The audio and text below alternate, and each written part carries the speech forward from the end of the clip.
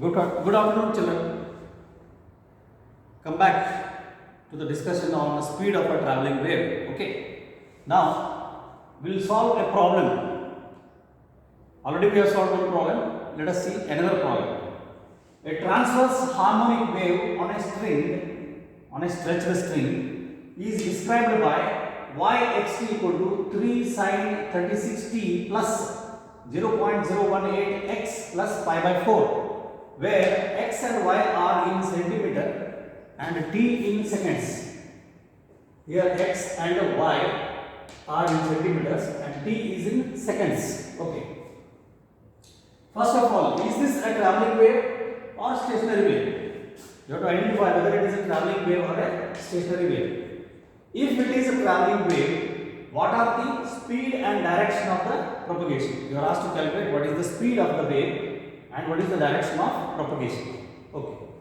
Second, what are its amplitude and frequency? Third, what is the initial phase and the origin? What is the initial phase and the origin? Then the last one, what is the least distance between two successive crests in the wave? The least distance between two successive crests in a wave is called wavelength. You are asked to find out wavelength. Last one is wavelength. Okay. So when such problems are given, immediately you should first write the standard equation. So answer standard equation for displacement of a transverse wave yxt equal to a sine kx plus omega t plus phi. Here it is not kx minus omega t, here it is kx plus omega t. I have told you, if it is kx plus omega t, then such a wave is traveling from right to left. It is traveling in the negative x direction. So direction of propagation is in the negative x direction. Definitely such a wave represents a progressive wave. So given equation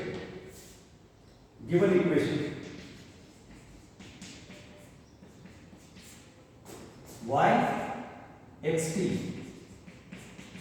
equal to 3 sine kx. So I write 0.018 in the same form of standard equation. I am writing 0.018 x. I am writing it first, plus 3060, that is omega t, plus phi is given by pi by 4. Now I can very easily solve this problem.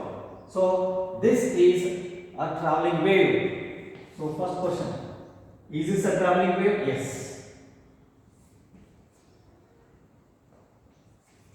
it is a traveling wave, progressive wave. And in what is the direction of the progressive wave? It is directed towards the, because it is kx plus omega t. If it is kx minus omega t, then it is traveling towards right side along the positive x axis. Since it is kx plus omega t, it is traveling towards negative x axis. It is a traveling wave about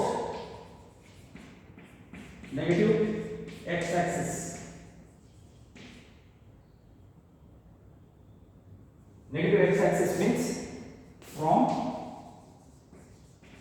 right to left, because we take always left to right as positive x axis, right to left as negative x axis. So the wave is traveling about negative x axis. That is evident from this given standard equation. Right. Now that is question number A. Now question number in the A, part A itself, you are asked to find out speed. Speed, just in the previous video we have discussed, speed is equal to V equal to omega by k. Omega by k, where omega is angular wave number, omega is angular frequency and k is angular wave number. Look at the given standard equation here. K is equal to 0.018. K is equal to 0.018 centimeter, right? And omega is equal to 36. Omega is equal to 36. So you can take this one as 0.018 meter. And omega in radian per second, that is in SI units. So K and omega are in SI units. So if you substitute this, we get therefore V equal to omega 36. Omega is 36 from this comparison. 36 divided by 0.018 meter per meter it is. Per meter, right? 0.018 per meter, omega by K. So 36 into decimals, if you take 18 by 1000 it is 10 100,000. So 10 raised to 3 comes to the numerator divided by 18. So 18 ones are 18 twos are, it becomes 2000 meter per second. That is 2. I think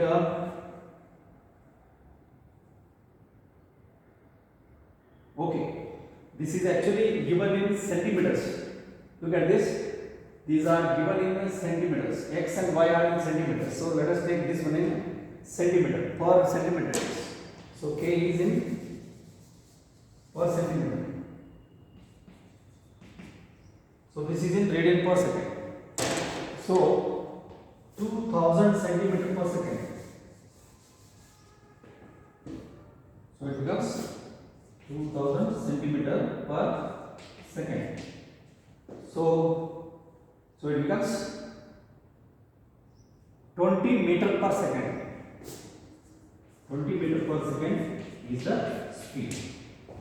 Speed of the wave. Speed of the wave is 20 meter per second. And direction also we have written. Now second question, what is the amplitude? Amplitude can be directly written. Second one, that is B. Amplitude A is equal to, since these are given in centimeter, A is equal to 3 centimeter. A is equal to 3 centimeter. Amplitude is over. Next, what is its frequency? Frequency can be found out using this omega. Frequency mu is equal to omega by 2 pi. Because omega is equal to 2 pi nu, therefore frequency mu is equal to omega by 2 pi. So omega is 36.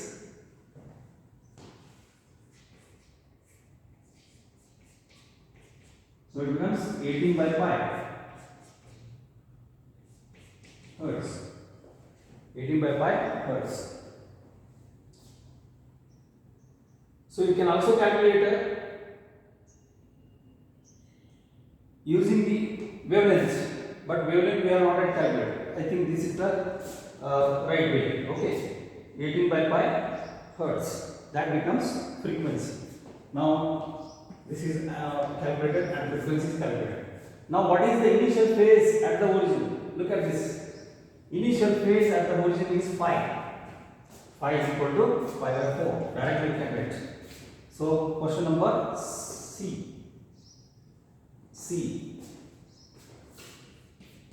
Initial phase. Phi is equal to pi by 4. That's all. So such numerical problems will be asked in your annual examination. A standard equation will be given, and based on this standard equation you are supposed to answer such questions. Okay. Now the next question is, Initial phase at the origin is over now. What is the least distance between two successive crusts in a wave? The distance between two successive crusts is called as wavelength. So you are asked to calculate what is wavelength. So we know speed, we know frequency. Now we can calculate what is wavelength. Okay.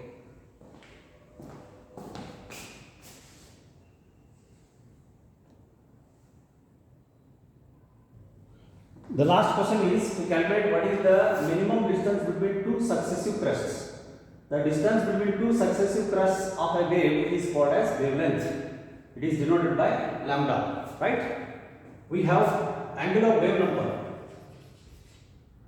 Angular wave number k. K is equal to 2 pi by lambda. So we have k value already given here. K value is 0.018. 0.018. This is given in centimeter. 0.018 centimeter. Right? So 0.018 centimeter. Now this lambda can be now calculated. Therefore, lambda is equal to 2 pi by k. 2 pi by k. 2 pi divided by 0.018. This you are going to get in centimeter. So this comes out to be 2000 into 3.14 divided by 18. So 2 ones are 2 nines are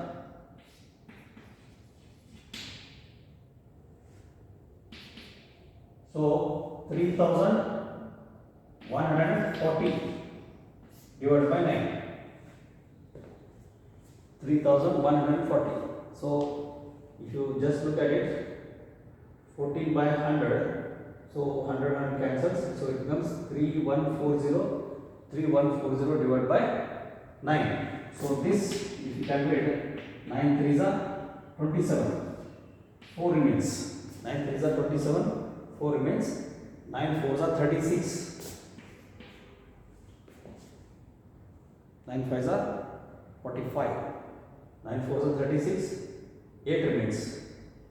So almost 9 eights are, you can take 9 nines are centimeter. 349 centimeter. So that is the wavelength. So you can write it as wavelength is equal to 3.49 meter. 3.49 meter. That is 100 centimeter equal to 1 meter. Therefore, wavelength is 3.49 meter. So this is how we are asked to calculate. We are supposed to calculate the distance between two successive crusts, or the distance between two successive troughs is called as wavelength. Okay. Now, let us now discuss about the speed of a transverse wave set on a stretched string. Speed of a transverse wave stretched on a stretched string. Okay.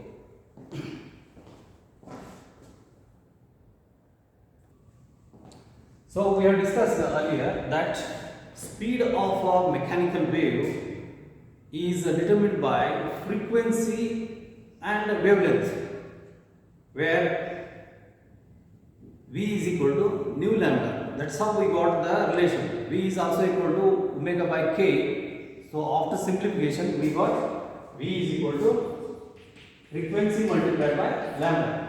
But when we observe a mechanical wave traveling on a medium may be a stretched string or a stretched rope, medium may be a stretched membrane, stretched surface area, or medium may be a bulk medium like fluid or solid, or even a bulk medium like a gas.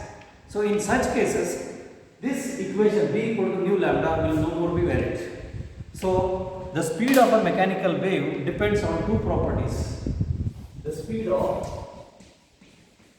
mechanical waves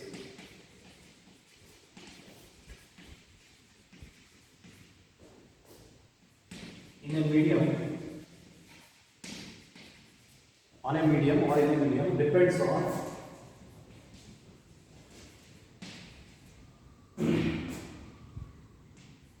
one, the elastic properties,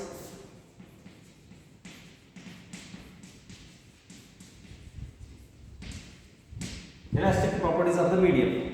Elastic properties means, for example, if it is a stretched string, then it depends on the restoring force per unit length of a stretched string called as tension. So, elastic properties like tension in the stretched string, or in particular, if you look at it, it will be Young's modulus.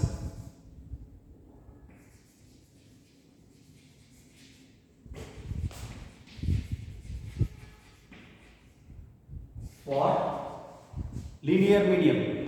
Linear medium means stretched string. Young's modulus for linear medium. Then shear modulus. Shear modulus for surface area.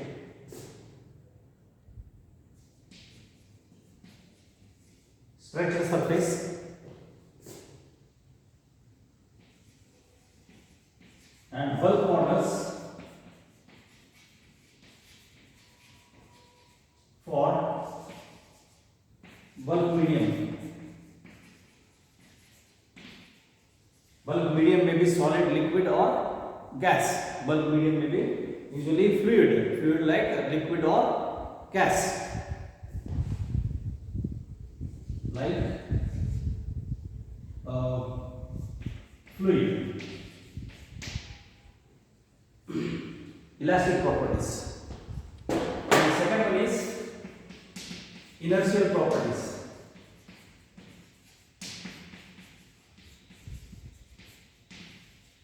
Inertial properties. In case of stretched string, it is a linear mass density. Linear mass density. In case of stretched string.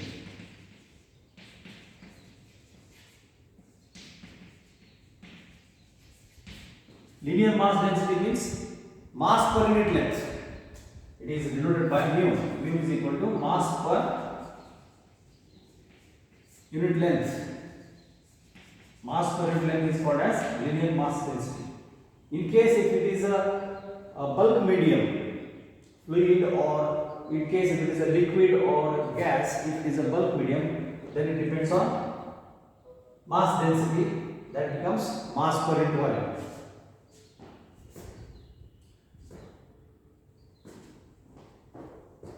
In case of stretched string. So stretched string is taken as linear medium. This is taken as linear medium. For bulk medium it is mass density is equal to mass by volume. For bulk medium. Bulk medium in the sense, if mechanical wave is traveling through bulk medium like a solid, through the liquid or through the gaseous medium, then we have to take into consideration of mass density. These are called as inertial properties. So remember, the speed of a mechanical wave in a medium depends on these two properties, elastic properties and inertial properties. Elastic properties basically it is dealing with the restoring force per unit area or restoring force per unit length. That's what we call it as elastic property. So that the medium should regain its original shape after the disturbance is taken out.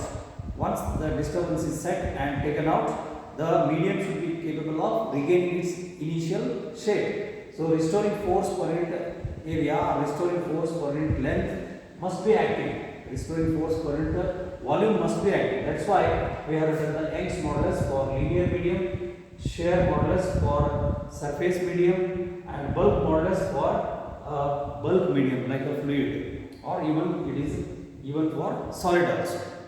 Now let us see one particular case, that is speed of a transverse wave on a stretched string. How these properties are playing a very important role, we are going to see. Rather than applying V equal to nu lambda, these properties play a very important role. This equation will no more be valid in that situation. Okay, let us see. Now let us calculate the speed of a transverse wave on a stretched string. Consider there is a string that is being stretched between two rigid ends. Stretched between two rigid ends whose length is, let us say, L. If this stretched string is just disturbed, if it is disturbed here, plucked and left here, then you will find the vibrations being set up in this string, and these vibrations will be formed to travel from this end to the other end. So, what is the speed with which such a wave travels? That is what we are going to calculate. Now, since it is a mechanical wave, transverse wave is going to set because the particles of this stretched string are oscillating up and down. Since their oscillations are perpendicular to the direction of propagation, therefore a transverse wave is set. What is the speed of this transverse wave? So, this is a mechanical wave. So, here the speed of this mechanical wave, that is transverse wave,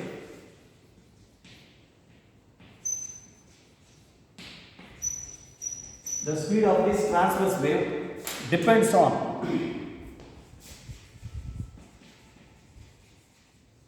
the elastic property. The elastic property here is the tension. More the tension in the string, more is the speed of the traveling wave. Okay, so speed of the transverse wave depends on restoring force unit, that is the elastic property. That is first one, elastic property. Elastic property, that is restoring force per unit length. It depends on restoring force, elastic property. Second, it depends on inertial property. Inertial property, that is mass per unit length. Mass per unit length. Mass per unit length. More the mass per unit length, more is the density. This is mass per unit length, it is called as linear density.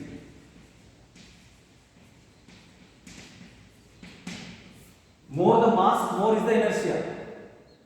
More is the inertness of the medium to respond to the vibrations. More the inertness, less is the speed of the traveling wave. That is how these two properties are very important to decide the speed of a transverse wave or a speed of a mechanical wave. In this case, the mechanical wave here is transverse wave because the particles of the medium are vibrating perpendicular to the direction of propagation.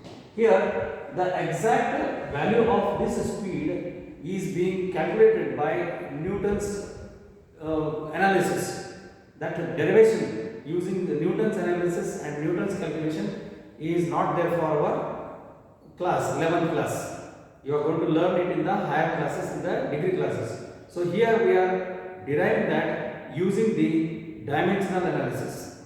Using the dimensional analysis. See, experimentally it is found that speed of transverse wave V is found to be directly proportional to the restoring force per unit length. That is the restoring force. It is directly proportional to restoring force. And the restoring force in case of a stretched string, restoring force in case of a stretched string is nothing but tension. where T is tension in the string.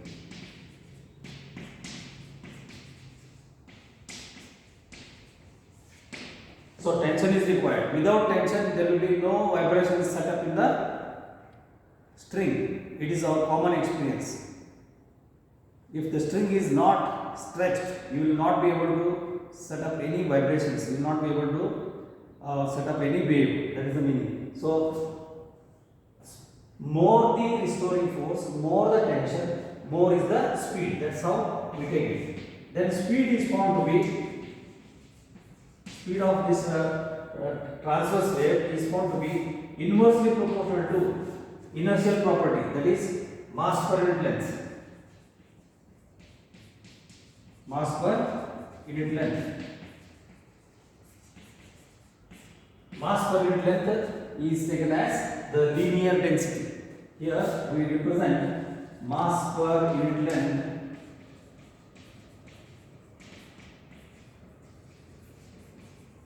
as notation. You can take that mass per unit length as mass m by L. If total mass of this stretched string, suppose it is a small m, and total length of this string is capital L, then mass per unit length is calculated as m by L, that is measured in meter per unit length. Kg per meter. It is measured as kg per meter. It is measured in terms of kg per meter. So, if you look at this, we can say that V is directly proportional to restoring force divided by mass per unit length. Let us say the ratio of this tension by this mass per unit length is denoted by mu. It is denoted by mu. If we take the ratio of this, and we will be able to write now the dimensions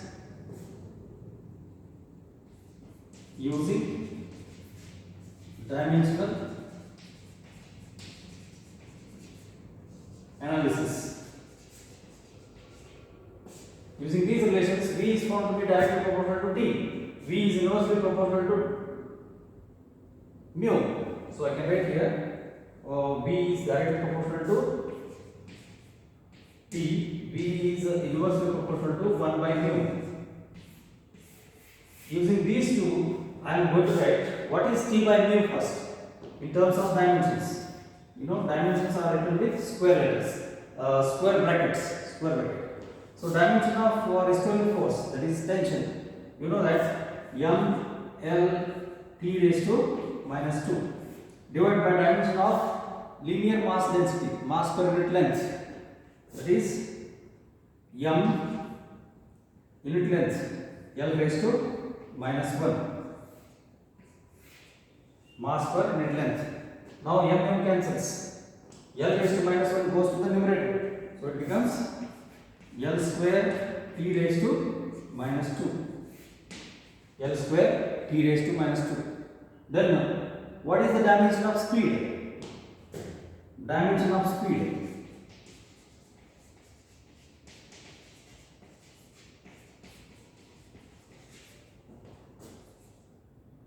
Dimension of speed V equal to L T raised to minus 1. Compare this with this. So we get an idea that the ratio of T by mu, dimensions of a ratio of T by mu is giving us L square T raised to minus 2, whereas dimension of speed is L T raised to minus 1. So thus we conclude that this is equal to square of velocity. Square of velocity. So you call this equation number 1 and call this equation number 2. Using 1 and 2, we can now write. So using the equations 1 and 2 of the dimensions, now I can conclude. See here. V square is, dimension of V square is equal to dimension of T by mu. Dimension of V square is, see, square bracket means here it is dimension. Dimension of V square is equal to dimension of, you see, square of this V square gives you L square T raised to minus 2. So right hand side is V square, dimension of V square. Dimension of V square is equal to dimension of T by mu. So this implies that dimension of V is must be square root of the dimension of, I can write one more step here, square root of this one, that is dimension of T by mu, dimension of T by mu raised to half. So if you write it in terms of physical quantity, that is speed, now this implies I can write V is equal to some constant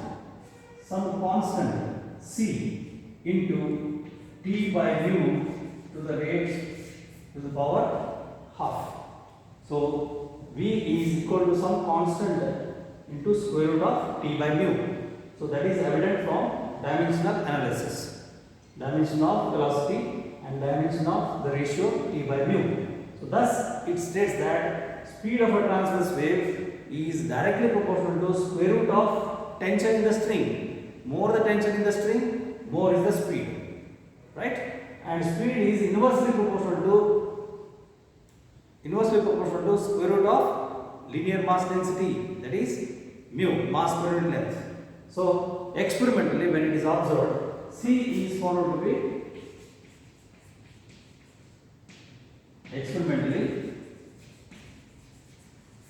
C is found to be equal to 1. It's very simple now. Therefore, speed of transverse wave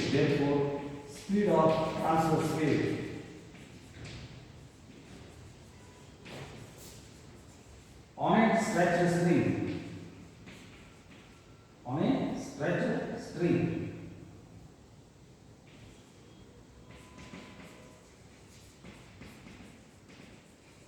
V becomes equal to square root of T by mu.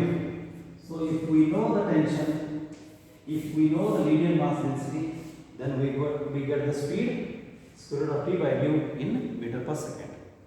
This is how we find out the speed of a transverse mechanical wave on a stretched string. It depends on the tension and it is inversely proportional to mass density.